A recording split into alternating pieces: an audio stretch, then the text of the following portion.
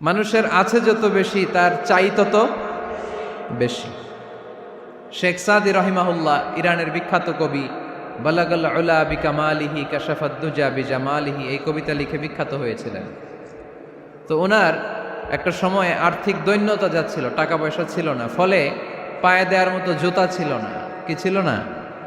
জুতা ছিল না। তো খুব আফসোস করে একদিন মনে মনে আল্লাহরে বলে, আল্লাহ, আমি এত বড় কবি, আমার পায়ে দেওয়ার মতো জুতা নাই। আহা! আফসোস করে ঘর থেকে বের হয়েছে, বের হয়ে দেখে এক ভিক্ষুক ভিক্ষা করে। ওই ভিক্ষুকের দুইটা পাই নাই, ভিক্ষুকের দুইটা, আর কবি সাহেবের কি নাই? জুতা নাই। কবি সাহেব যখন এই দৃশ্য দেখছে, হায় রে, আমার তো পা আছে, এর তো পাই নাই, সেজদায় পড়ে গেল। আর আল্লাহরে বলে, আল্লাহ শুকর, আলহামদুলিল্লাহ, বেশ ভালো আছি, আর কিছু লাগবে না। এজন্য শান্তি হচ্ছে শুকর আলহামদুলিল্লাহর ভিতরে। শান্তি কিসের ভিতরে? শুকর আলহামদুলিল্লাহর ভিতরে। এজন্য আওয়াজ করে পড়েন আলহামদুলিল্লাহ। আপনার চাহিদার কোনোদিন শেষ হবে না। দেখবেন যার পা নাই, সে পা দেখে আফসোস করে, ইস, লোকটা হেঁটে যায়, কি সুন্দর যায়, আমি তো হাঁটতে পারি না, যদি হাঁটতে পারতাম, যদি দুইটা পা থাকতো। যার পা আছে, সে সাইকেলওয়ালাদেরকে দেখে আফসোস করে, ইস, আমার যদি একটা সাইকেল থাকতো তাহলে তার হাঁটা লাগতো না, সাইকেল দিয়ে বাজারে যেতাম। যার সাইকেল আছে, সে আবার হুন্ডাওয়ালাদেরকে দেখে আফসোস করে, ইস, একটা হুন্ডা যদি থাকতো তাহলে তো ভোঁ ভোঁ করা যাইতো না। হুন্ডাওয়ালার আফসোস আছে প্রাইভেট কারওয়ালাদের দেখে, তারা আফসোস করে, ইস, আমার যদি একটা কার থাকতো তাহলে তো কার চালাইতে পারতো। যাদের প্রাইভেট কার, এদেরও আফসোস আছে, ইস, আমার যদি একটা হেলিকপ্টার যদি থাকতো তাহলে তো উড়াল মারতে পারতাম, ঠিক কিনা? হেলিকপ্টার ওয়ালাদেরও আফসোস আছে, আমার যদি একটা জেট প্লেন থাকতো, jet plane, private jet plane, prince Walid bin তালালের মতো 70% মেড অফ গোল্ড, তার একটা জেট প্লেন আছে, এটার 70% স্বর্ণ দিয়ে বানানো। তার মানে চাওয়ার কোনো শেষ আছে? নাই। সুখ শান্তি যদি চান, অলওয়েজ পড়বেন আলহামদুলিল্লাহ। কে পড়বেন? টাকা যার বেশি, টেনশন তার বেশি। সাধারণত টাকা যার বেশি, রোগ তার বেশি। টাকা যার বেশি, শান্তি তার কম। আপনি খোঁজ নিয়ে দেখেন, 1000 কোটি টাকার মালিক, ঘরে শান্তি নাই, স্ত্রীর সাথে মনোমালিন্য, স্ত্রী যায় একদিকে, উনি যায় আরেকদিকে, পোলায় কই যায় পোলায় নিজেও জানে না, মেয়ের অবস্থা খারাপ, আরেক ছেলের সাথে হাঁটে। তো এই হচ্ছে এদের লাইফস্টাইল। সবাই না, আল্লাহওয়ালা যারা তারা ভিন্ন। রাতে এদের ঘুম হয় না, অনেকগুলো ঘুমের ট্যাবলেট খেয়ে ঘুমাতে হয়, ঘুম আসে না, ঘুম আসে না। কিন্তু রিক্সাওয়ালা, কুলিওয়ালা, দিনমজুর, এদের রোগ বালাই আছে? কথা বলেন। খাওয়ার সমস্যা আছে, ঘুমের সমস্যা আছে, শুইলেই ঘুম আসে, যেখানে রাইত ওইখানেই কাইত। ঘুমাইতে দেরি, নাক ডাকতে দেরি হয় না, ওর নাকের ডাকের আওয়াজে ট্রাকের ইঞ্জিনও ফেল। শান্তির ঘুম। এই জন্য সবসময় শান্তি খুঁজতে হবে। কি খুঁজবো? শান্তি দেওয়ার মালিক কে? আল্লাহ, তুমি এই দেশটাকে শান্তিময় করো। আসুন আমরা সরাসরি কোরআন থেকে শুনি, কারণ কোরআন থেকে শুনলে বরকত বেশি না কম? আরো জোরে বলেন, বেশি না কম? এটা এমন একটা কিতাব, যে কিতাবে কোনো ভুল নাই। আছে? সন্দেহ আছে? সংশয় আছে? মুত্তাকিনদের জন্য এই বইটারে হেদায়েতের কিতাব করে নাজিল করলো কে? যালিকাল কিতাবু লা রাইবা ফি হুদাল লিল মুত্তাকিন। This is the book, the most authentic and original book in the world, whereof there is no doubt in it, and a guidance to those who are muttaqin. এটা এমন বই, যে বইয়ে কোনো ভুল নাই, কোনো সন্দেহ নাই, কোনো সংশয় নাই। মুত্তাকিনদের জন্য এই বইটারে হেদায়েতের কিতাব করে পাঠালো কে? আবার আল্লাহ বলেন, কিতাবুন আনজালনাহু ইলাইকা লিতুখরিজান নাসা মিনাজ-যুলুমাতি ইলান নূর। নবী হে, এই কিতাবকে আমি নাজিল করেছি অন্ধকারচ্ছন্ন মানুষগুলোকে আলোর পথ দেখাতে, বামপন্থী গুলারে ডানপন্থী বানাতে, জাহান্নামী গুলারে জান্নাতি বানাতে। এই কিতাব যদি কেউ পড়ে, সে মানুষের মতো মানুষ হয়। ওই মানুষ কখনো অন্যায় করে না। এই কিতাব যে পড়ে এবং মানে, এই কিতাবের শিক্ষাকে যে নিজের মধ্যে ধারণ করে, সে কখনো মিথ্যা বলে না। মা বাবার সাথে বেয়াদবি করে না, ওই আলোকিত মানুষটা কখনো টেন্ডারবাজি করে না, চাঁদাবাজি করে না, দুর্নীতিতে চ্যাম্পিয়ন হয় না, ক্যাসিনো ব্যবসায় নামে না। এই কোরআন যারা বুকে ধারণ করে এরা কোনোদিন পেঁয়াজের দাম বাড়ায় না। জোরে বলেন ঠিক কিনা? এরা কখনো তাদের কোনো কাজে জনমানুষের ক্ষতি করে না। এরা সব সময় কল্যাণের পক্ষে, এরা মানবতার পক্ষে। এরাই হচ্ছে আলোকিত মানুষ, ঠিক কিনা? মানুষ হওয়া পৃথিবীতে বড় কঠিন। খালি চোখে যা দেখেন এগুলো মানুষ না, এগুলো জনসংখ্যা। এগুলো কি? এজন্য বলা হয় বাড়ছে জনসংখ্যা, কমছে মানুষ। বাড়তেছে কি, কমতেছে কি? মানুষ। গরুর পেট থেকে বেরোলেই ওটা গরু হয়ে যায়, ছাগলের পেট থেকে বেরোলেই ওইটা ছাগল হয়ে যায়, মুরগির পেট থেকে বেরোলেই ওইটা মুরগি। কিন্তু মানুষের পেট থেকে বেরোলেই ওটা মানুষ হয় না, ওটার মানুষ বানাইতে হয়, তাই না? আবার গরুকে কেউ কোনোদিন বলে না এই তুই গরুর মতো গরু হ, বলে? শরীয়তপুরে আপনারাও বলেন না? ছাগলরে কেউ কোনোদিন বলছে এই তুই ছাগলের মতো ছাগল হ, কিন্তু মানুষকে বলা হয় তুমি মানুষের মতো মানুষ হও। কোরআন পড়লে মানুষের মতো মানুষ হওয়া যায়, ঠিক কিনা? এই দুনিয়া এখন তো আর সেই দুনিয়া নাই, মানুষ নামের মানুষ আছে দুনিয়া বোঝাই, সেই মানুষের ভিড়ে আমার আসল মানুষ নাই, ঠিক কিনা? আসল মানুষের বড় অভাব, মানুষের মতো মানুষ খুঁজে পাওয়া দুষ্কর। এই কোরআন এসেছে আমাদেরকে মানুষের মতো মানুষ বানাতে। এজন্য এই কোরআন থেকে শুনলে লাভ না লস? কোরআনের সাথে আমাদের সম্পর্ক বাড়াতে হবে, প্রতিদিন কোরআন তেলাওয়াত করতে হবে। আপনারা করেন? হ্যাঁ, আজকে করছেন কারা কারা দেখি? মাশাআল্লাহ, মাশাআল্লাহ, হাত নামান। প্রতিদিন যেন আমরা পড়ি, আর যারা এখনো শিখতে পারি নাই তারা যেন শিখে নেই। কোরআন পড়া যেমনি সওয়াবের, কোরআন শোনাও তেমনি সওয়াবের, ঠিক কিনা? কোরআন শুনলে রহমত নাজিল করে কে? وَإِذَا قُرِئَ الْقُرْآنُ فَاسْتَمِعُوا لَهُ وَأَنصِتُوا لَعَلَّكُمْ تُرْحَمُونَ। যখন কোরআনের তেলাওয়াত করা হয় মনোযোগ দিয়ে শোনো, তোমাদের উপর রহমত নাজিল করবে কে? এজন্য কোরআন পড়া, কোরআন শোনা সবটাই জরুরি। আমরা যেন কোরআনের সাথে আরো বেশি সম্পর্ক গাঢ় করতে পারি, কোরআনকে যেন আমরা আমাদের বন্ধু বানাতে পারি। আল্লাহ তুমি তৌফিক দাও। আর জোরে পড়েন আমিন। আজকে আমরা সূরাতু আর রহমান থেকে কথা শুনবো ইনশাআল্লাহ। পড়েন। এই সূরাটা মুখস্থ আছে কার কার? ও, অনেকেরই তো মুখস্থ, হাত নামান। এই সূরাটা যদি মুখস্থ নাও থাকে, এই সূরার মধ্যে এমন একটা আয়াত আছে এইটা সবার মুখস্থ, ঠিক কিনা? ফাবিআইয়ি আলা রাব্বিকুমা তুকাদ্দিবান, আমার কোন নেয়ামতকে তোমরা অস্বীকার করবে। এই আয়াতটা সবার মুখস্থ আছে না নাই? মজার ব্যাপার হলো এই আয়াতটা আল্লাহ তাআলা এই সূরার ভেতরে একবার, দুইবার, 5 বার, 10 বার নয়, 31 বার উল্লেখ করেছেন। কয়বার? 10 বার বললেও তো হইতো, 20 বার বললেও তো হতো, 31 বার বললেন কেন?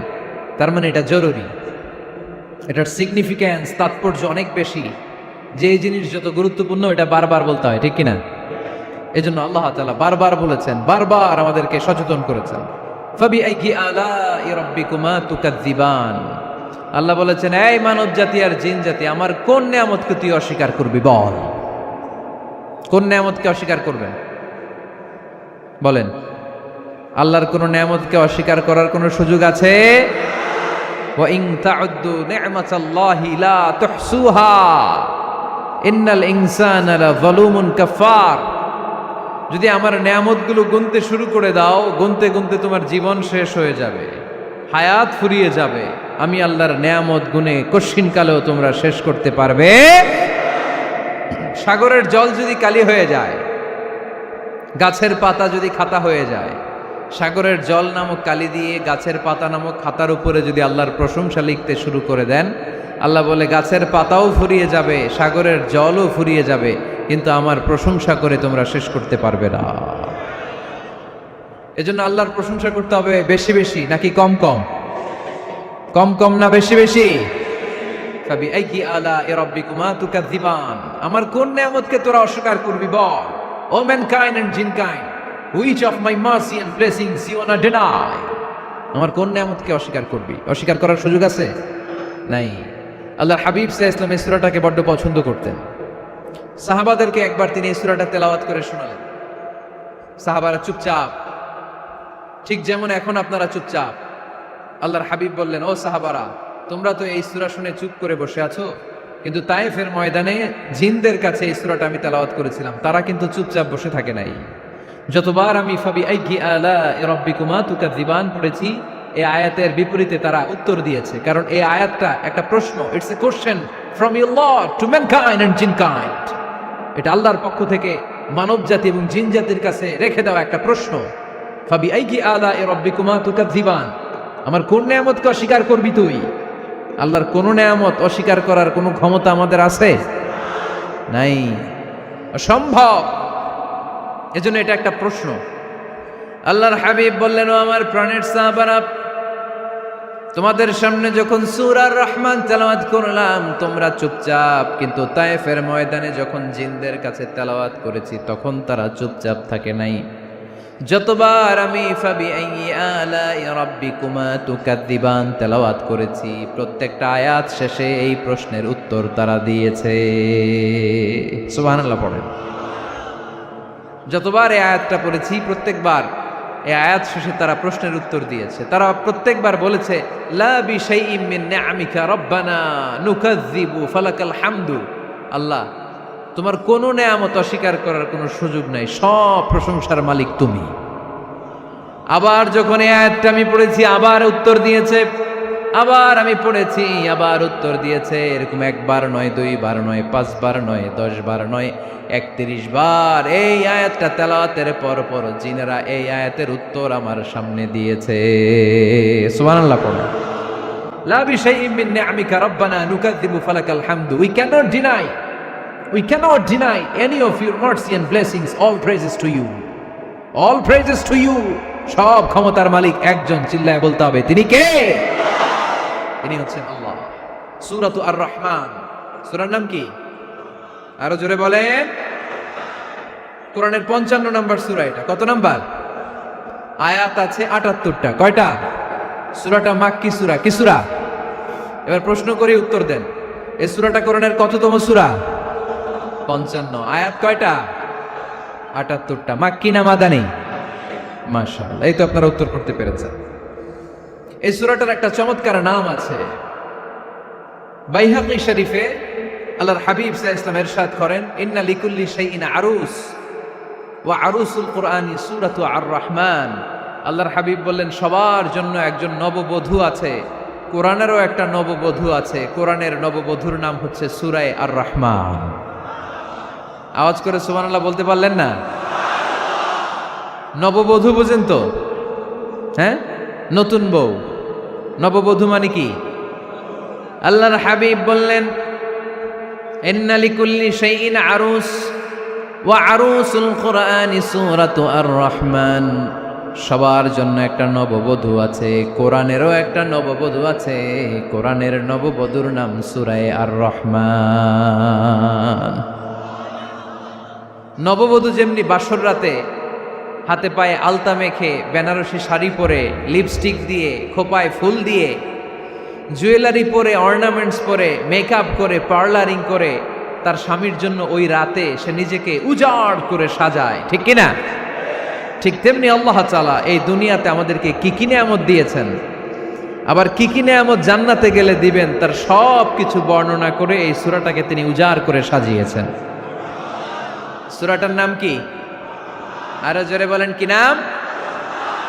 আর রহমান। একটা দুর্বল বর্ণনায় এসেছে, দুর্বল বর্ণনায়,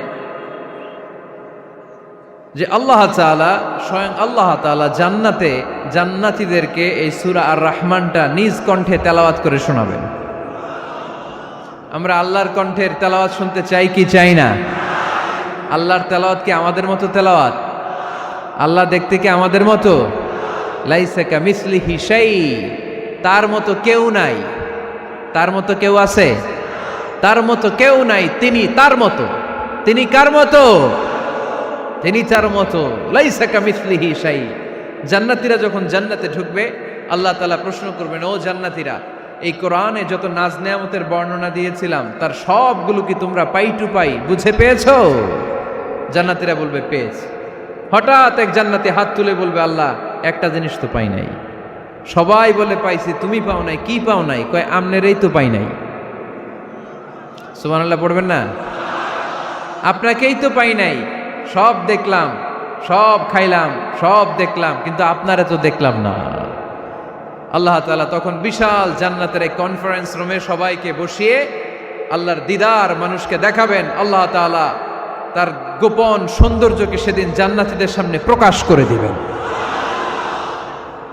আল্লাহর হাবিব বসবেন ওই কনফারেন্স রুমে সবার সামনে। আল্লাহর হাবিবের পেছনে বসবে অন্যান্য নবীরা, তারপরে সোহাদা, সালেহীন, আউলিয়া সবাই বসবে ওই জান্নাতের কনফারেন্স রুমে। আমরাও যেন বসার জায়গায় পাই, আল্লাহ তুমি তৌফিক দিয়ে দিও।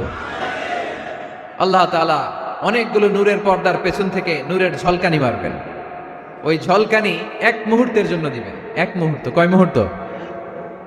70,000 নূরের পর্দার কথা বলা হয়, এই বর্ণনাটাও দুর্বল। পর্দা আছে কিন্তু কয় হাজার জানে কে? আল্লাহ। ওই পর্দা সরিয়ে আল্লাহ তাআলা সৌন্দর্যের বা নূরের ঝলকানির এক আলোকচ্ছটা জান্নাতীদের সামনে তুলে ধরবেন এক মুহূর্তের জন্য। কয় মুহূর্ত? আলোকচ্ছটা দিয়েই আবার নাই, আবার সরাই ফেলবেন। ওই এক মুহূর্ত দেখে জান্নাতীরা পাগল হয়ে যাবে, অপলক নেত্রে তাকিয়ে থাকবে এইভাবে, চোখের পলক ফেলবে না, চোখ মেলে তাকিয়ে আছে। কিন্তু সামনে কিন্তু আল্লাহর নূর আর নাই, কারণ ওইটা আসছিল কয় মুহূর্তের জন্য? এক মুহূর্ত পরে নাই। কিন্তু কি যে দেখলাম, কত সুন্দর! কোটি কোটি বছর এরকম অপলক নেত্রে জান্নাতীরা তাকিয়ে থাকবে। ইন্নাল্লাহা জামিলুন ইউহিব্বুল জামাল। আল্লাহ নিজে সুন্দর, সৌন্দর্যকে পছন্দ করেন। আল্লাহর চাইতে সুন্দর কিছু হতে পারে? চিল্লায় বলেন পারে? পৃথিবী সুন্দর, মানুষ সুন্দর, আসমান সুন্দর, জমিন সুন্দর, সুন্দরে সুন্দরে পাল্লা। জানি না কত সুন্দর তুমি আল্লাহ, জানি না কত সুন্দর তুমি আল্লাহ। সুবহানাল্লাহ পড়েন। আল্লাহ তাআলা তার সৌন্দর্যকে সেদিন জান্নাতীদের সামনে তুলে ধরবেন। এই সূরাটা নাজিলের একটা ব্যাকগ্রাউন্ড আছে। আল্লাহর হাবিব সাল্লাল্লাহু আলাইহি সাল্লাম মক্কার জমিনে কাফিরদেরকে দাওয়াত দিতে লাগলেন, আল্লাহর ইবাদত করো, আল্লাহর জিকির করো, আল্লাহর প্রশংসা করো। এরকম দাওয়াত দিতে দিতে কিছুদিন পরে বিষ্ণু ইসা ইসলাম বলতে শুরু করলেন, রহমানের ইবাদত করো, রহমানের জিকির করো, রহমানের পায়ে সেজদায় লুটিয়ে পড়ো। তখন কাফেররা প্রশ্ন শুরু করে দিল, মুহাম্মদ এতদিন বলতা আল্লাহ, এখন কইতেছো রহমানের কথা, আসলে কোনটা? আল্লাহরে তো আমরা চিনি, রহমানরে তো আমরা চিনি না। আল্লাহর দাওয়াত দিচ্ছ, আল্লাহর গুণগান গাইছো, আল্লাহকে আমরা চিনি জানি, কিন্তু রহমানটা আবার কে? সে আবার কবে আসলো, কোত্থেকে আসলো, কবে থেকে আছে, কতদিন থাকবে? রহমানরে তো আমরা চিনি না। ওরা রহমান চিনে না। এজন্য আল্লাহ তাআলা রহমানকে চিনায় দেওয়ার জন্য আর রহমান নামে একটা সূরাই নাজিল করে দিলেন। وَإِذَا قِيلَ لَهُمُ اسْجُدُوا لِلرَّحْمَنِ قَالُوا وَمَا الرَّحْمَنُ। যখন তাদেরকে বিশ্বনবী বললেন রহমানের পায়ে সেজদা দাও, রহমানের জন্য সেজদায় লুটিয়ে পড়ো, ক্বালু ওয়ামার রহমান, তারা বলল রহমানটা আবার কে? রহমান কে? আল্লাহ চিনি, রহমানরে তো চিনি না। এখন রহমানকে এটা চিনানোর দরকার আছে না নাই? রহমানকে এটা চিনানোর জন্য আল্লাহ তাআলা আর রহমান নামে কোরআনে একটা সূরা নাজিল করলেন। চিল্লায়ে পড়েন আল্লাহু আকবার। কাফেরদেরকে জানানোর জন্য রব্বুল আলামিন সূরাত আর রহমান নাজিল করলেন আর বললেন, আর রহমান আল্লামাল কুরআন খলাকাল ইনসান আল্লামাহুল বায়ান। দয়াময় রহমান শেখালেন কোরআন, বানালেন ইনসান শেখালেন বায়ান। দয়াময় রহমান শেখালেন কোরআন, বানালেন ইনসান শেখালেন বায়ান, দয়াময় রহমান শেখালেন কোরআন। বানালেন ইনসান শেখালেন বায়ান, দয়াময় রহমান শেখালেন কোরআন। বানালেন ইনসান শেখালেন বায়ান। আল্লাহু আকবার। আল্লাহ বলেন রহমানকে চিনো না?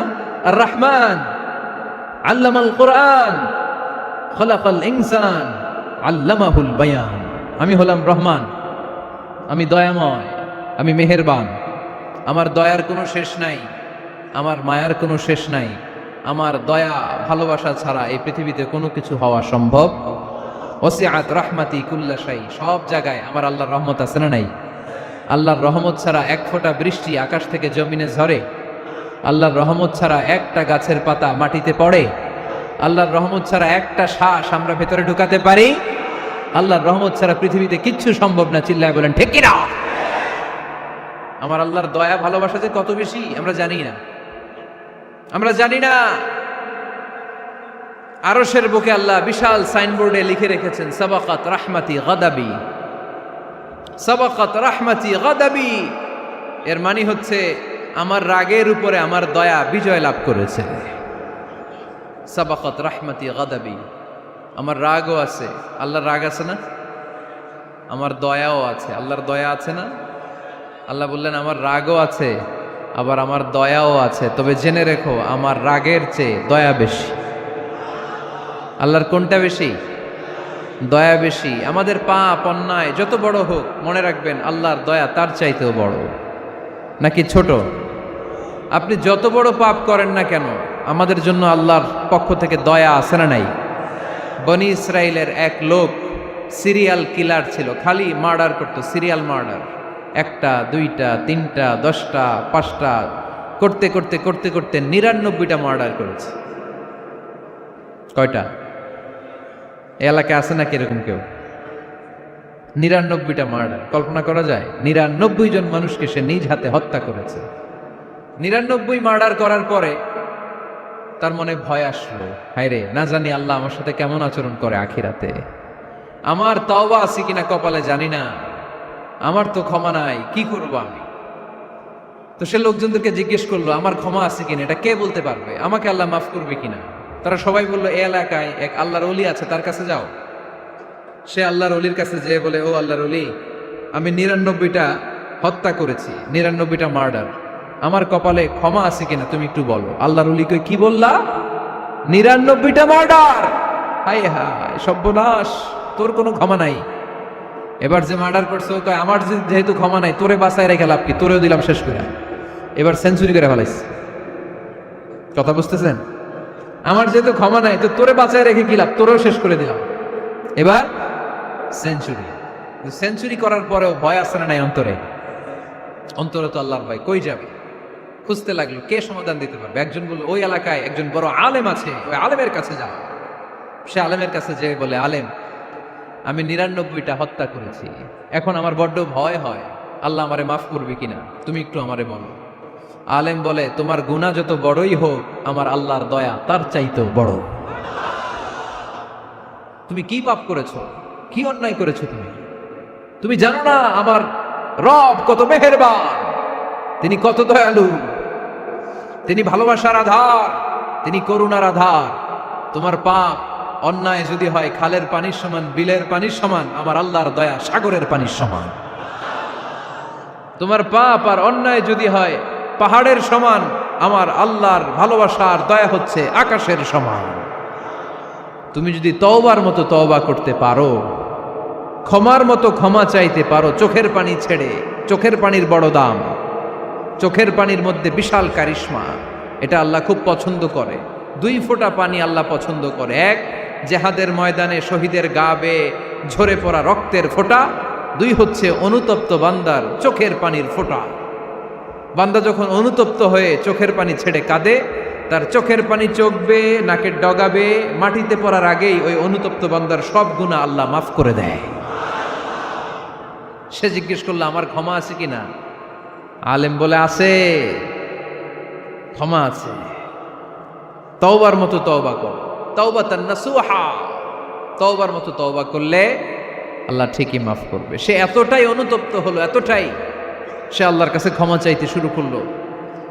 আলেম পরামর্শ দিল, তুমি যে এলাকায় থাকো এলাকাটা ভালো না, এলাকাটা ছাড়ো, এখানে সব ডাকাতদের এলাকা, তুমি একটা ভালো এলাকায় যাও, ওখানে যে তওবা করে ভালো মানুষ হয়ে যাও। সে নিয়ত করে কাপড় চোপড় গুছিয়ে ভালো এলাকায় যাবে, ঘর থেকে বেরোয়ার সাথে সাথেই মালাকুল মাউত চলে আসছে, তার রুহু কবজ করে ফেলছে। এখন রুহু কে নিয়ে যাবে? ফাজাআত মালাইকাতুর রাহমা ওয়া মালাইকাতুল আযাব, রহমতের ফেরেশতারাও আসছে, আযাবের ফেরেশতারাও আসছে। রহমতের ফেরেশতারা বলে না না, সে তওবার নিয়ত করেছে, যদিও তওবা করতে পারে নাই, যদিও ভালো এলাকায় যেতে পারে নাই, তওবার নিয়ত করেছে, অনুতপ্ত হয়েছে, ক্ষমা চাওয়ার চিন্তা করেছে, আমরা তার রুহু নিয়ে ইল্লিনে রেখে দেব।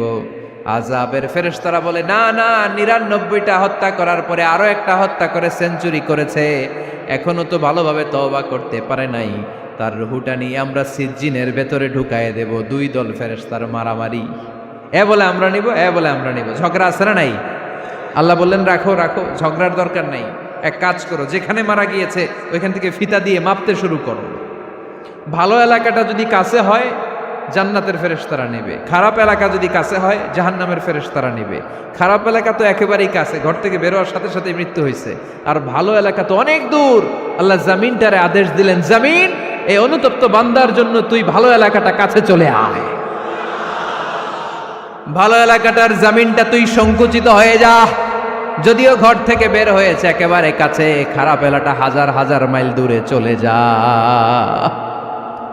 ফিতা দিয়ে মাপ দিয়ে দেখে সর্বনাশ, ভালো এলাকাটা তো একেবারেই কাছে, খারাপ এলাকাটা অনেক দূরে। আল্লাহর ফয়সালা অনুযায়ী রহমতের ফেরেশতারা তার রূহকে নিয়ে জান্নাতের ভেতরে ঢুকিয়ে দিয়েছে। ৯৯টা হত্যা করার পরে আরো একটা হত্যা করে সেঞ্চুরি, ১০০টা খুন করছে। আপনি কয়টা করছেন? আমি কয়টা করছি? তো ১০০টা খুন করে যদি ও মাফ পেতে পারে আমার আল্লাহর কাছ থেকে, আমরা কি ক্ষমা পেতে পারি না? ওর পাপের কাছে আমাদের পাপ কি? কয় ওয়াক্ত নামাজ ছাড়ছেন আপনি? কয়টা মিথ্যা কথা বলছেন? কতবার ঘুষ খাইছেন? কত টাকা সুদে লাগাইছেন? কত অন্যায় করছেন? কত জুলুম করেছেন? মনে রাখবেন, আপনার পাপ, আপনার অন্যায়, আপনার জুলুম যত বড় হোক না কেন, আমার আল্লাহর দয়া তার চাইতেও বড়। এজন্য আল্লাহ নিজের পরিচয় দিয়ে বললেন, আর রহমানু আল্লামাল কুরআন খালাকাল ইনসান আল্লামাহুল বায়ান। আমি রহমান, আমি দয়ার সাগর। আমি কি?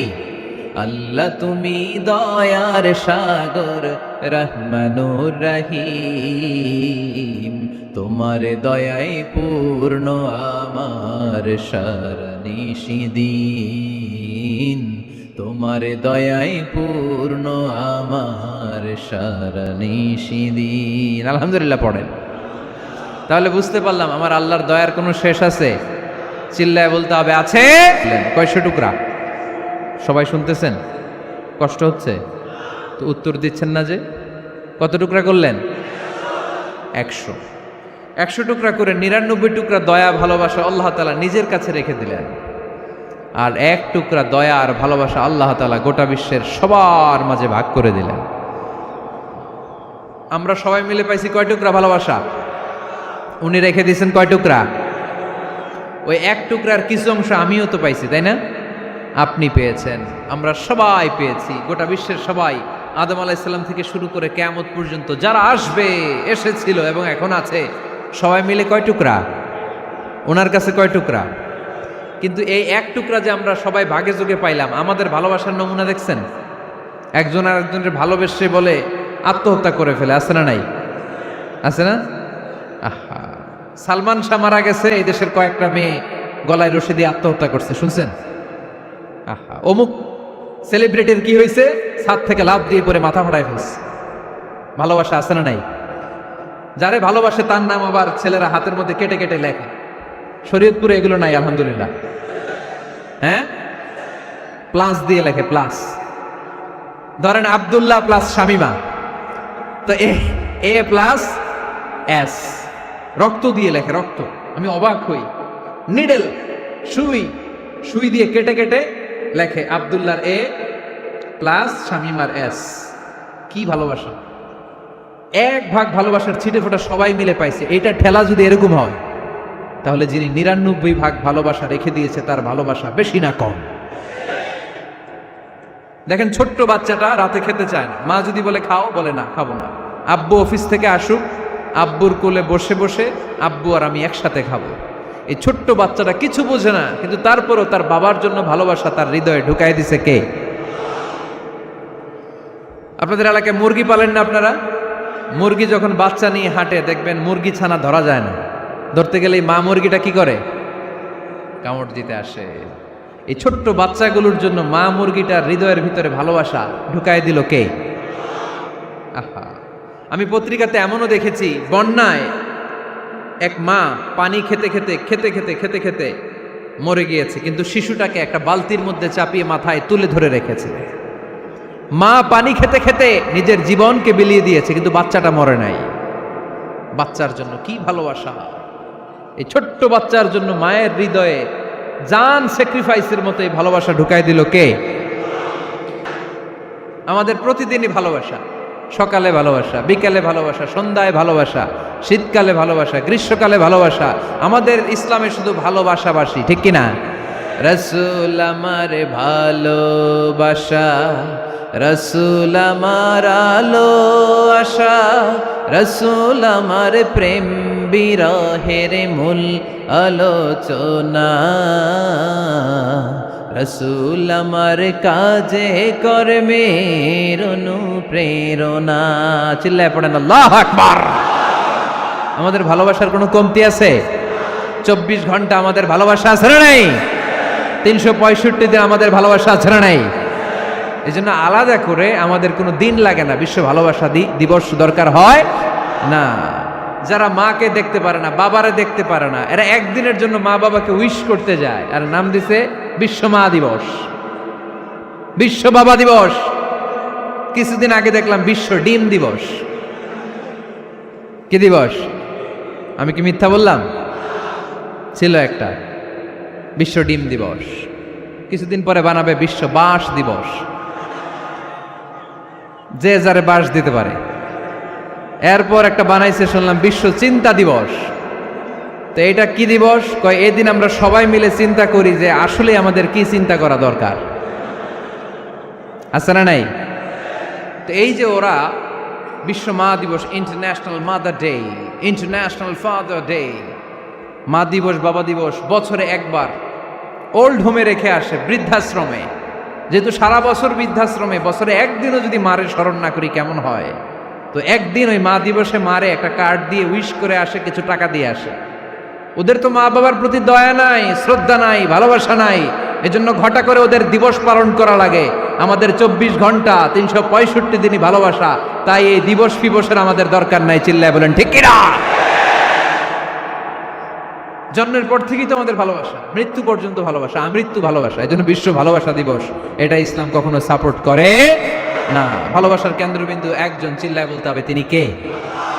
100 টুকরা করে আমাদেরকে দিয়েছেন কয় টুকরা? উনি রেখেছেন কয় টুকরা? দেখেন, এক টুকরা ঠেলায় বিশ্ব ভালোবাসা দিবস আমরা পালন করি। ভালোবাসার গান, ভালোবাসার নাটক, ভালোবাসার ফিল্ম, ভালোবাসার কবিতা, অভাব নাই। কত ভালোবাসার স্টোরি আপনারা জানেন, এত ভালোবাসা। কিন্তু সবাই মিলে ভালোবাসার এক অংশ আমরা ভাগে চুগে পেয়েছি। এক অংশের নমুনা যদি এমন হয়, 99 টুকরা ভালোবাসা যিনি রেখে দিয়েছেন নিজের মধ্যে, তার ভালোবাসা বেশি না কম? চিল্লায় বলেন বেশি না কম? এজন্য আমরা আল্লাহর ভালোবাসার ভিখারি, আমরা আল্লাহ তাআলার রহমতের ভিখারি। আল্লাহর রহমত ছাড়া কেউ কোনোদিন জান্নাতে যেতে পারবে? কোনোদিন নিজের আমল নিয়ে বড়াই করবেন না। আপনার কি ভাবেন যে আপনার আমল দিয়ে আপনি জান্নাতে যাবেন? শরীয়তপুরের আজকের এই প্যান্ডেলে যারা বসে আছেন, কার এরকম ভরসা আছে যে হুজুর আমি এত আমল করেছি, আমার আমলের বদৌলতে আমি জান্নাতে ঢুকবো? কে কে আছেন দেখি? আল্লাহর ওলি আছে? এরকম কোন আল্লাহর ওলি? হ্যাঁ আছে? নাই। আল্লাহর হাবিব বললেন, আল্লাহর রহমত ছাড়া, ভালোবাসা ছাড়া কেউ কোনোদিন জান্নাতে ঢুকতে পারবে? আম্মা জান আয়েশা বললেন, ইয়া রাসূলুল্লাহ আপনিও না? আল্লাহর হাবিব বললেন, না আমিও না, তবে আল্লাহর রহমত আর দয়া সেদিন আমাকে ঘিরে রাখবে। মান নুকিশা উযিবা, যার হিসাব আল্লাহ সেদিন চাইবেন সে ধরা খেয়ে যাবে। সব সময় আল্লাহর কাছে এই দোয়াটা যেন আমরা করি, আল্লাহ কিয়ামতের দিন তুমি আমার হিসাব নিও না, আল্লাহ তুমি আমার বিচার বসিও না, আল্লাহ তুমি দয়া করে আমারে মাফ করে দিও। আল্লাহ যার বিচার করবেন ও জাহান্নামে যাবে, আর যার বিচার করবেন না সে জান্নাতে যাবে। আল্লাহ যদি বিচার করে আর পাই টু পাই হিসাব নেয়, নামাজ পড়লি না কেন, রোজা রাখলি না কেন, মিথ্যা বললি কেন, খাদ্যে ভেজাল দিলি কেন, মাছে ফরমালিন দিলি কেন, যৌতুক খাইলি কেন, ঘুষ খাইলি কেন, উল্টাপাল্টা করলি কেন, জিনা করলি কেন, একটার পর একটা প্রশ্ন বানে যদি সেই ভয়ঙ্কর দিনে আল্লাহ আমাদেরকে জর্জরিত করে, আমাদের কোনো উত্তর আছে? সেদিন আমাদের বাঁচার কোনো উপায় আছে? তাই আমরা সবাই আল্লাহর কাছে দোয়া করবো, আল্লাহ কোনো বিচার টিচার মানি না, কোনো বিচার করতে পারবো না, দয়া করবা। কথা কয় না? কি করবে? এবার আওয়াজ করে বলেন, বিচার চান না দয়া চান? রোজ হাসরে হে আল্লাহ আমার করোনা বিচার, আল্লাহ করোনা বিচার, পড়েন আমিন। রোজ হাসরে হে আল্লাহ আমার করোনা বিচার, আল্লাহ করোনা বিচার। বিচার চাহি না তব দয়া চাহে এ গুনাহগার, আল্লাহ করোনা বিচার, পড়েন আমিন। তিনি যদি দয়া করেন তবেই আমরা জান্নাতে যেতে পারবো, ঠিক কিনা? এজন্য আল্লাহ বললেন, আর রহমানু আল্লামাল কুরআন খালাকাল ইনসান আল্লামাহুল বায়ান। আমি হলাম রহমান। কাফেররা বলে রহমানকে জানি না, রহমানকে চিনি না।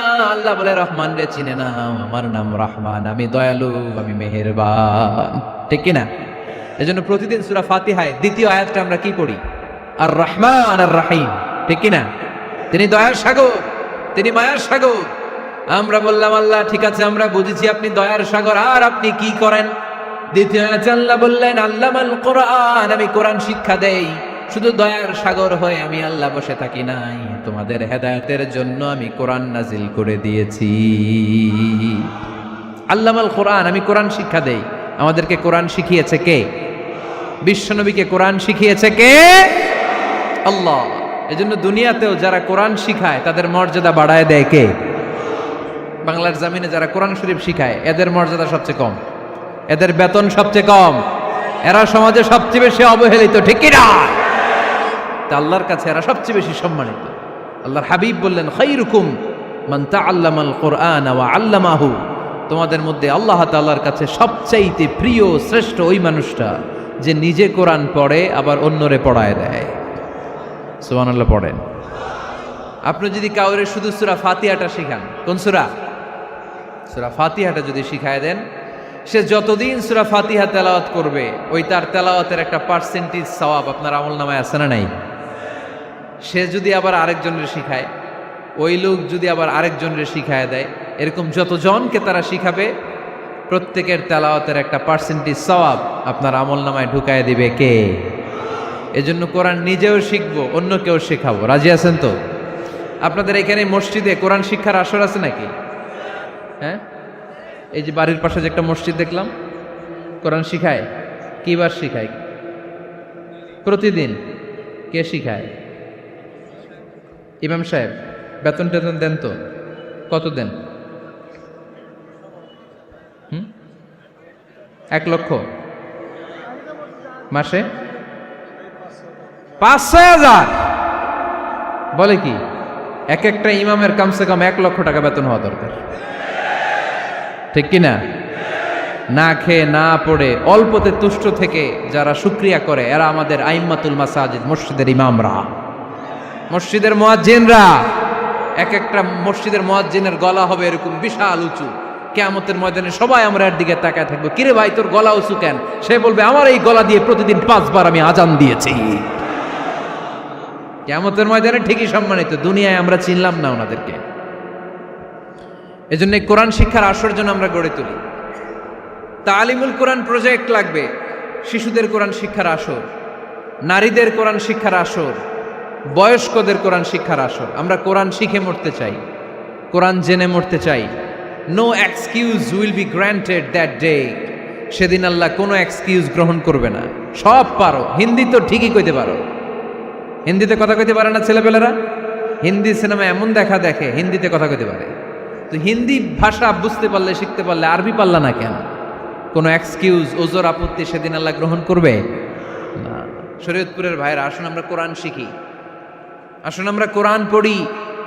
প্রতিদিন একটা আয়াত হলেও কমপক্ষে আমরা যেন কোরআনের অর্থ পড়ি, বঙ্গানুবাদ পড়ি। রাজি আছেন তো?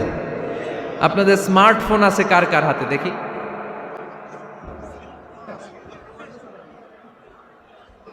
আপনারা কি অ্যানালগ? স্মার্ট আপনি? মাশাআল্লাহ। তোমরাও কি স্মার্ট? হ্যাঁ, ঠিক আছে, হাত নামাও, হাত নামান সবাই। তো এই যে স্মার্টফোন আসছে স্মার্ট বানাইতে, যেই ফোনের মধ্যে কোরআন নাই সে আনস্মার্ট, ঠিক কিনা? যার মোবাইলের ভেতরে কোরআনের অ্যাপস আছে, ডাউনলোড করে অ্যাপস রেখেছে, সেই হচ্ছে আসল smart. He is the real hero, he is the real smart. এজন্য মোবাইলের অ্যাপসের ভেতরে কোরআন ঢুকাইতে হবে। শরীয়তপুরের ছেলেরা খুব সহজ, অ্যান্ড্রয়েড সেট ইউজ করলে প্লে স্টোরে যাও, যে তুমি বাংলা কোরআন লিখে চলে আসবে। আইফোন যদি ইউজ করো অ্যাপ স্টোরে যাও, ওখানে যে বাংলা কোরআন লিখে চলে আসবে। সহজ। এত সহজ হওয়ার পরেও আল্লাহ কি বললেন আমরা যদি না শিখি, না জানি, আল্লাহ কি ক্ষমা করবে? যা বলার সব আল্লাহ বলে দিয়েছে এই কোরআন। এই কোরআনে শুরু হয়েছে বিসমিল্লাহির রহমানির রহিম দিয়ে, মানে বা দিয়ে। কি দিয়ে? চিল্লায় বলেন না, কি দিয়ে? বা দিয়ে। আর এই কোরআন শেষ হয়েছে সূরাতুন নাস দিয়ে, যে সূরার শেষ আয়াত হচ্ছে মিনাল জিন্নাতি ওয়ান নাস। বা আর সিন মিলাইলে কি হয়? বাস। এবার বাসে চড়া শরীয়তপুর শহরে যাব। ওই বাস না, এই বাস মানে যথেষ্ট, এই বাস মানে সাফিসিয়েন্ট, কাফি। আল্লাহ বুঝালেন এই 30 পারায় 114টা সূরায় আমি যা দিয়েছি এটাই বাস, যথেষ্ট, নতুন করে আর কিচ্ছু লাগবে না। চিল্লায় বলেন ঠিক কিনা? এজন্য মোবাইলে কোরআনের অ্যাপস ঢুকাইবেন। কে কে ঢুকাইবেন আজকে থেকে দেখি? আমারে দেখানোর জন্য হাত তুলছেন? দেখাতে হবে একজন রে, তিনি কে? আল্লাহরে দেখান, আল্লাহর ফেরেশতারে দেখান। এখন কই মারছে হাত? আল্লাহর ফেরেশতার কথা কইছি, আন ভয় ঢুকছে। ঢুকাবেন ঢুকাবেন, এদিকে হাত তোলো না কেন? আছে? মাশাআল্লাহ, হাত নামান। আল্লাহ তুমি সব ভাইদেরকে কবুল করো। আমরা যেন মোবাইলে হিন্দি সিরিয়াল না দেখি, আমরা যেন ড্যান্স না দেখি, উলঙ্গ নৃত্য যেন না দেখি। আমরা যেন এই মোবাইলে কোরআন পড়ি।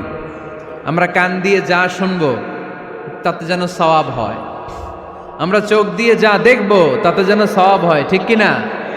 যেন কানে শুনি সদা তোমার কালাম, হে খোদা চোখে যেন দেখি শুধু কোরআনের আয়াত। শোনো আমার মুনাজাত, শোনো শোনো ইয়া ইলাহি আমার মুনাজাত, শোনো আমার মুনাজাত। পড়েন আমিন। তাহলে আমরা যে কিতাবটারে সঙ্গী বানাবো, কিতাবটার নাম সবাই বলেন।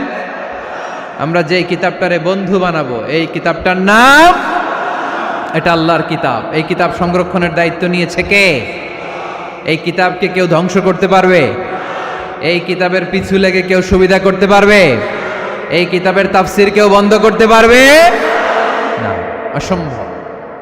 করণের কথা ছড়িয়ে পড়বে যুগ থেকে যুগ, যুগান্তরে, দেশ থেকে দেশ, দেশান্তরে, ঠিক কি না?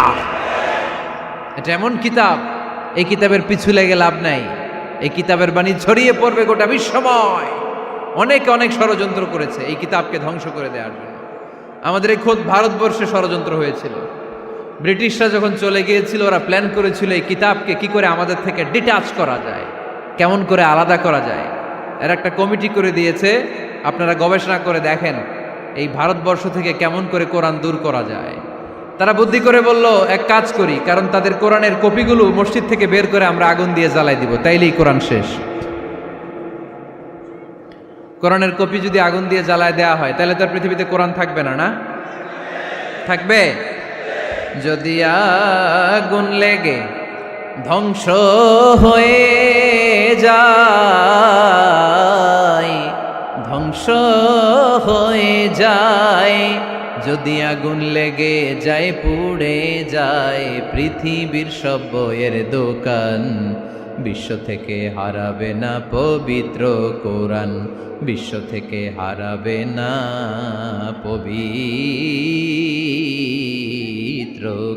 কোরআন, ঠিক কি না? পরে দেখলো না রিসার্চে গন্ডগোল আছে, অ্যানালাইসিস ভুল, আবার নতুন কমিটি পাঠালো তারা ইংল্যান্ড থেকে, 33 সদস্য বিশিষ্ট কমিটি। তারা এসে গবেষণা করে দেখলো না, এই কোরআন আগুনে জ্বালাই দিলে কোরআন দূর হবে না। কারণ আমরা ভারতবর্ষের হেফসখানাগুলোতে যে দেখেছি ছোট্ট বাচ্চারা মাথা দুলিয়ে দুলিয়ে কোরআন পড়ে, কোরআন তারা শুধু কাগজেই লিখে রাখে না, সিনার ভিতরে গেঁথে রাখে। ওই কোরআন মুসলমানদেরকে শিখিয়েছে কে?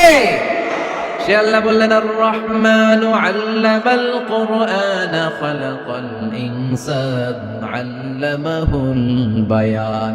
আল্লাহ বললেন আমি মেহেরবান, আমি কোরআন শিখিয়েছি। আমরা বললাম আল্লাহ আর আপনি কি করেন? আল্লাহ বলেন খালাকাল ইনসান, আমি মানুষ বানিয়েছি। সুবহানাল্লাহ পড়েন। আমাদেরকে তৈরি করেছে কে? জোরে বলতে হবে কে? মানব সৃষ্টির 3টা পদ্ধতি কোরআনে পাওয়া যায়। পদ্ধতি নাম্বার 1, বাবাও নাই মাও নাই। এই পদ্ধতিতে আল্লাহ কাকে বানাইছে বলেন? আদম আর হাওয়া আলাইহিস সালাম, এদের বাবা মা ছিল। 2 নম্বর পদ্ধতি হচ্ছে মা আছে কিন্তু বাবা নাই। এই পদ্ধতিতে আল্লাহ কাকে বানালেন? কি নাম? ঈসা আলাইহিস সালাম। 3 নম্বর পদ্ধতি হচ্ছে মাও আছে বাবাও আছে। এই পদ্ধতিতে আল্লাহ কাদেরকে বানিয়েছেন? আমাদেরকে বানিয়েছেন। তাহলে পদ্ধতি কয়টা? 3টা। আদম আলাইহিস সালামকে বানানোর পদ্ধতিও 3টা। প্রথমে আল্লাহ 3 লাজিম এঁটেল মাটি নিলেন, তারপর নিলেন হামাইম মাসনুন কাদামাটি, তারপরে এটারে বানালেন ঠনঠনে শুকনো মাটি। সাইয়েদনা আদম আলাইহিস সালামের অবয়ব তৈরি করলেন 60 হাত লম্বা করে। সাইয়েদনা আদম আলাইহিস সালামকে যখন আল্লাহ বানিয়েছেন কয় হাত লম্বা? সহিহ বুখারীর বর্ণনা, লাম্মা খালাকাল্লাহু আদামা ওয়া কানা তুলুহু 60 যিরাআন। আল্লাহ তাআলা যখন আদম আলাইহিস সালামকে বানালেন 60 হাত বা 60 গজ লম্বা করে বানালেন। আপনারাও যারা জান্নাতে যাবেন 60 হাত লম্বা হয়ে জান্নাতে ঢুকবেন। কয় হাত লম্বা? সুবহানাল্লাহ পড়বেন না? আদম আলাইহিস সালামকে বানালেন। আবার মায়ের পেটে যে আমরা বড় হলাম, এখানেও আমাদের 3টা ক্যাটাগরি, 3টা ধাপে তিনি আমাদেরকে বানালেন। মায়ের পেটে 9 মাস কি করছিলেন মনে আছে আপনাদের? শরীয়তপুরের ভাইরা মনে নাই কেন? হ্যাঁ, আমাদের কারোরই মনে নাই, ঠিক কিনা? এই 6 মাস 8 মাস কই যে ছিলাম, কোথায় ছিলাম আমরা মনে করতে পারি না। স্মৃতির পাতা হাতড়িয়ে যত পিছনে যাই আর ভুলতে থাকি। মনে আছে ছোটবেলার কথা? মনে নাই। আমরা সবাই কিন্তু এত বড় ছিলাম না ভাই, ছোট্ট ছিলাম, ছোট্ট।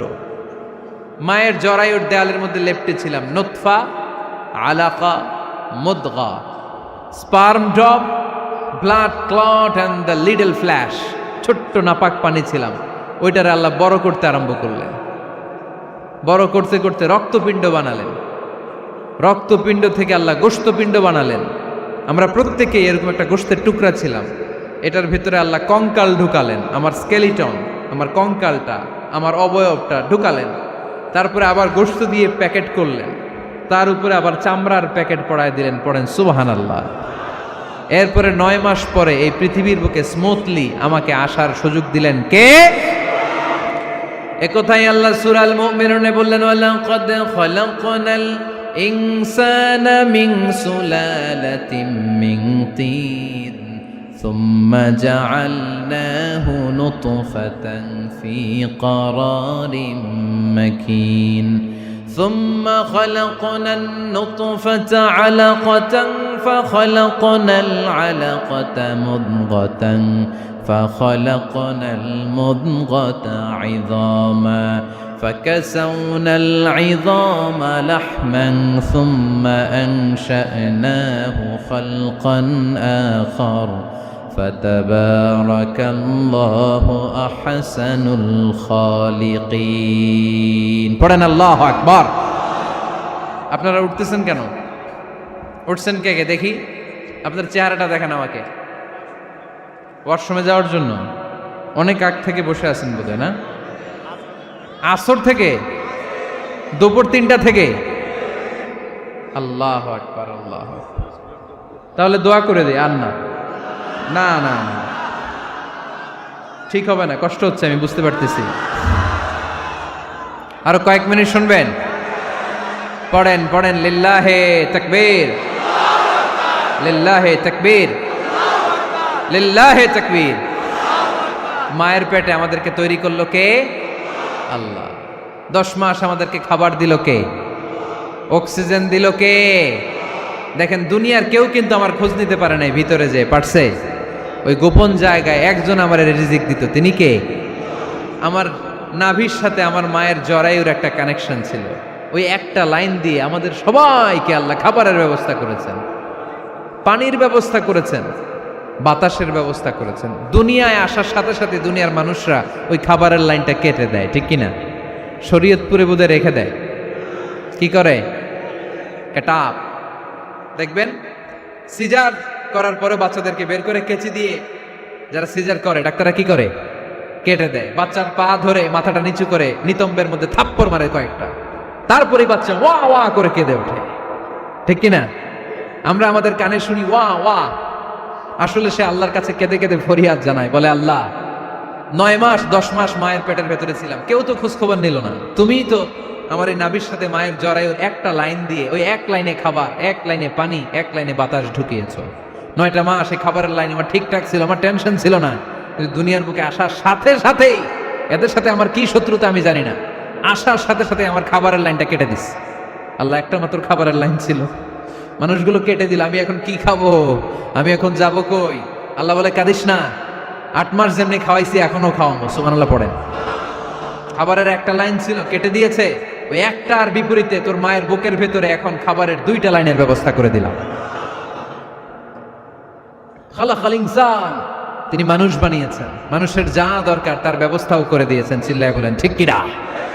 এজন্য আল্লাহ বললেন আর রহমানু আল্লামাল কুরআনা খালাকাল ইনসানা আল্লামাহুল বায়ান। আমি মেহেরবান, আমি তোমাদের কোরআন শিখিয়েছি, আমি মানুষ তৈরি করেছি, আমি তোমাদেরকে ভাষা শিক্ষা দিয়েছি। সুবহানাল্লাহ পড়েন। আল্লামাহুল বায়ান, আমি তোমাদেরকে বয়ান শিখিয়েছি। এই যে আমরা বয়ান করি, আমাদের যে ভাষা, এই ভাষা কার দান? আমাদের বাংলা ভাষা কার দান? পৃথিবীতে অনেক ভাষা আছে, একটা ভাষার প্রকাশভঙ্গির সাথে আরেকটার মিল নাই, একটার প্রকাশভঙ্গির সাথে আরেকটার মিল নাই। চাইনিজরা চাইনিজ ভাষায় কথা বললে ইংরেজরা কিচ্ছু বুঝে না, ইংরেজরা বললে আরবরা বুঝে না, আরবরা বললে মালায়রা বুঝে না, মারায়রা বললে আফ্রিকানরা বুঝে না। সুবহানাল্লাহ পড়েন। আমি অনেকদিন দেশের বাইরে থাকি, 10 বছরেরও বেশি আমি পড়াশোনা করি, এখনো পিএইচডি করি। তো মিশরে যখন আমি পড়াশোনা করতাম তখন দেখতাম এক এক ভাষায় এক একজন কথা বলে। আমরা বাঙালিরা যদি কোনো কথা বলে হাসাহাসি করি, হেসে হেসে আমরা কুটি কুটি হয়ে যাচ্ছি, মরে যাচ্ছি, কিন্তু ওরা হাসে না, বিদেশিরা, ওরা বুঝে নাই তো। আবার ওরা যখন কথা বলে হাসে, আমরা কিছুই বুঝি না। সুবহানাল্লাহ পড়বেন না? ওইটা বাদ দেন, আমাদের বাংলাদেশে আসেন, আমাদের বাংলাদেশে এক এক জেলার সাথে আরেক জেলার ভাষার ভিন্নতা আছে না নাই? সুবহানাল্লাহ পড়বেন না? ঢাকার ভাষার সাথে ফরিদপুরের ভাষার অমিল, সিলেটের অনেক অমিল, চট্টগ্রামের অমিল আছে না নাই? সবচেয়ে বেশি অমিল সিলেটে আর চট্টগ্রামে, ঠিক কিনা? ওনাদের ভাষাগুলো এমন, শুনলে বুঝার উপায় নেই যেটা বাংলা ভাষা না অন্য ভাষা, কিন্তু প্রত্যেক আঞ্চলিকতায় একটা মাধুর্যতা আছে না নাই? আল্লাহ পাক এই কোরআনের মধ্যে আঞ্চলিকতার দাম দিলেন। হিশাম বিন হাকিম বিন হিজাম কোরআন থেকে তেলাওয়াত করতে শুরু করলেন। এই তেলাওয়াত শুনে সাইয়েদনা ওমরে ফারুক ওনার ঘাট ধরে টেনে বিশ্বনবীর কাছে নিয়ে আসলেন। ওমরে ফারুক বললেন, ইয়া রাসূলুল্লাহ, দেখেন হিশাম বিন হাজিম কেমন করে কোরআন পড়ে, দেখেন ভিন্নভাবে কোরআন পড়ে। আপনি শিখাইছেন একভাবে, ও পড়ে আরেকভাবে, ওর বিচার করেন। আসলে আরেকভাবে পড়ে নাই, অন্য আঞ্চলিকতায় পড়েছে। যেমন আমরা পড়ি ওয়াদ-দুহা ওয়াল-লাইলি ইযা মা ওয়াদ্দাআকা রাব্বুকা ওয়া মা ক্বালা ওয়ালাল আখিরাতু খায়রুল লাকা মিনাল উলা। কিন্তু কোরআনের আরেকটা লাহজা বা আরেকটা পড়ার পদ্ধতি আছে, যেখানে ওনারা পড়ে ওয়াদ-দুহা ওয়াল-লাইলি ইযা সাজা মা ওয়াদ্দাআকা রাব্বুকা ওয়া মা ক্বালা। সুবহানাল্লাহ পড়বেন না? হাশিম বিন হিকাম এরকম বাঁকা করে পড়ছিলেন। ওমরে ফারুক এই বাঁকাটা শিখেন না, উনি শিখছিলেন সোজা। ওমরে ফারুক আবার সোজা সাপটা পছন্দ করতেন। সুবহানাল্লাহ পড়েন। বিশ্বনবী বললেন, হিশাম বিন হিজামকে তুমি ছাড়ো। বললেন, হিশাম তুমি কিভাবে পড়েছো? হিশাম বলে, আমি এইভাবে পড়েছি। বিশ্বনবী বললেন, হাকাযা উনজিলাত, এভাবেও নাজিল হয়েছে, সমস্যা নাই। ওমর তুমি কিভাবে পড়েছো? ওমর বললেন, আমি তো এইভাবে শিখেছি। বিশ্বনবী বললেন, এভাবেও নাজিল হয়েছে, সমস্যা নাই। উনজিলাল কুরআনু আলা সাবআতি আহরুফ ফাকরাউ মা তায়াসসারা মিনহু। আরবি ভাষা একটা, কিন্তু এর মধ্যে আঞ্চলিকতা আছে 7টা। এই 7টা আঞ্চলিকতা দিয়ে কোরআন নাজিল করেছে কে? এজন্য আঞ্চলিকতার মর্যাদা আল্লাহ কোরআনেও দিলেন। এজন্য বললেন আর রহমানু আল্লামাল কোরআন খালাকাল ইনসান আল্লামাহুল বায়ান। আমি মেহেরবান, আমি কোরআন শিখালাম, আমি মানুষ বানালাম, আমি তোমাদেরকে ভাষা শিখালাম। সুবহানাল্লাহ পড়েন। এরপর আল্লাহ বললেন আশ-শামসু ওয়াল কামারু বিহুসবান ওয়ান নাজমু ওয়াশ-শাজারু ইয়াসজুদান। সুবহানাল্লাহ। আশ-শামসু ওয়াল কামারু বিহুসবান, চাঁদ আর সূর্য আমি তৈরি করেছি তোমাদের হিসাবের জন্য। হিসাব আছে না নাই? কতদিন এক বছর আপনাদের শরীয়তপুরে? হ্যাঁ, 365 দিন। এটা তো সোলার ইয়ারের হিসাব বললেন, মানে সৌর বৎসর। আর চান্দ্র বৎসরে 354 বা 55 দিন। তাহলে এই সূর্য আর চাঁদ আর সূর্যকে আল্লাহ এই মহাবিশ্বে দিয়েছেন হিসাবের জন্য, ঠিক কিনা? আল্লাহর হাবিব বললেন সুমু লিরুইয়াতিহি ও আফতিরু লিরুইয়াতিহি। চাঁদ দেখে রোজা রাখো, আবার চাঁদ দেখে রোজা ভাঙো। আমরা রমজান শুরু করি কি দেখে? জোরে বলেন। ঈদ শুরু করি কি দেখে? চাঁদের পালকি চড়ে আসলো সবার ঘরে, চাঁদের পালকি চড়ে আসলো সবার ঘরে, আসলো খুশির ঈদ, বলো ঈদ মুবারক, ঈদ মুবারক, ঈদ মুবারক ঈদ। সবাই পড়েন, বলো ঈদ মুবারক, ঈদ মুবারক, ঈদ মুবারক ঈদ। সুবহানাল্লাহ পড়েন।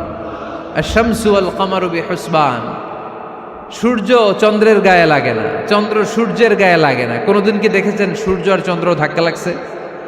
দিনের ভেতরে রাত ঢুকে গেছে, রাতের ভিতরে দিন ঢুকে গেছে, এরকম কি কখনো হয়েছে? সব কিছু একজনের আইন মানে, চিল্লায় বলতে হবে তিনি কে?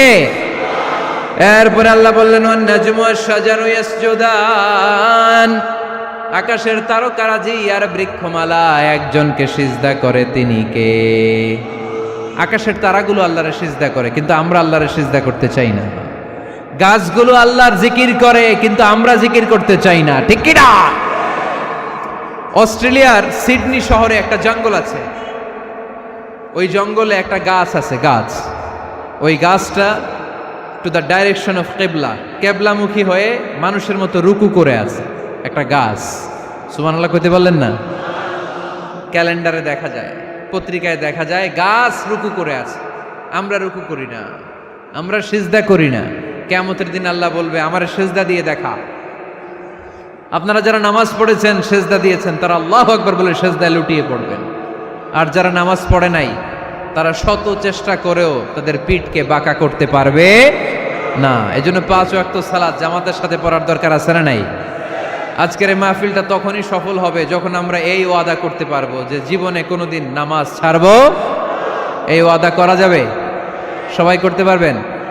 কার সাথে? আমার সাথে ওয়াদা করবেন। কার সাথে?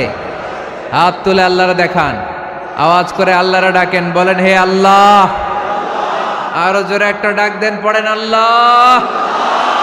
হাত তুলে ওয়াদা করলাম 5 ওয়াক্ত সালাত জামাতের সাথে আদায় করার চেষ্টা করব, তুমি তৌফিক দাও, আমিন। আরো জোরে আমিন। সূরা আর রহমানের শিক্ষা হচ্ছে যে সব সময় আমরা ভরসা রাখবো একজনের উপর, তিনি কে? আমাদের গুনাহ যত বড়ই হোক, আল্লাহর দয়া তার চাইতে বড়। সূরা আর রহমানের শিক্ষা হচ্ছে আমাদের পাপ, অন্যায়, গুনাহ যত বড় হোক না কেন, আল্লাহর দয়া তার চাইতেও বড়, ঠিক কিনা? এজন্য নিরাশ হবেন না, হতাশ হবেন না। আপনি যত পাপ করেন না কেন, অনুতপ্ত হলে ওযু করে এসে জায়নামাজটা বিছিয়ে 2 রাকাত নামাজ পড়েন, পাপের কথাগুলো স্মরণ করেন, ক্ষমা চান। চাওয়ার মতো চাইলে সব গুনাহ মাফ করে দিবে কে? আল্লাহ আমাদের সবাইকে কথাগুলো বুঝার ও আমল করার তৌফিক দান করুক। আমরা পড়ি আমিন।